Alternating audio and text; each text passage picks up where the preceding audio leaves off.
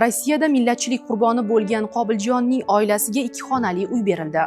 Rossiyada 15 yoshli natsist o'quvchi tomonidan pichoqlangan va millatchilik qurboni bo'lgan tojikistonlik Qobiljon Aliyevning onasi va ukasiga Tojikiston Respublikasi Oliy Majlisi Milliy Majlisi raisi Dushanbe shahri hokimi Rustam Emomali poytaxt markazidan barcha sharoitlarga ega bo'lgan 2 xonali uy sovg'a qildilar. Shuningdek, mahalliy tadbirkor Umar Alimatov marhumning onasini doimiy ish joyi bilan ta'minladi. Tadbirkor 1000 AQSh dollari miqdorida oylik maosh berishini ham ma'lum qildi. Endi Qobiljonning onasi va ukasi mehnat muhojirligiga ketmaydi. Eslatib o'tamiz, 22-dekabr kuni Rossiya prezidenti Vladimir Putin Mustaqil davlatlar hamdo'stligi davlatlari rahbarlarining norasmiy sammiti doirasida Tojikiston prezidenti Emomali Rahmon bilan alohida uchrashuv tashkil etib, Qobiljon o'limi bo'yicha Rahmonga hamdardlik bildirdi. Putin ushbu jinoyat uni chuqur larzaga solganini aytib, bolalarga qarshi qaratilgan zo'ravonlik va terrorchilik harakatlari mutlaqo kechirib bo'lmas jinoyat ekanini ta'kidladi. Uning so'zlariga ko'ra, hodisa bo'yicha tergov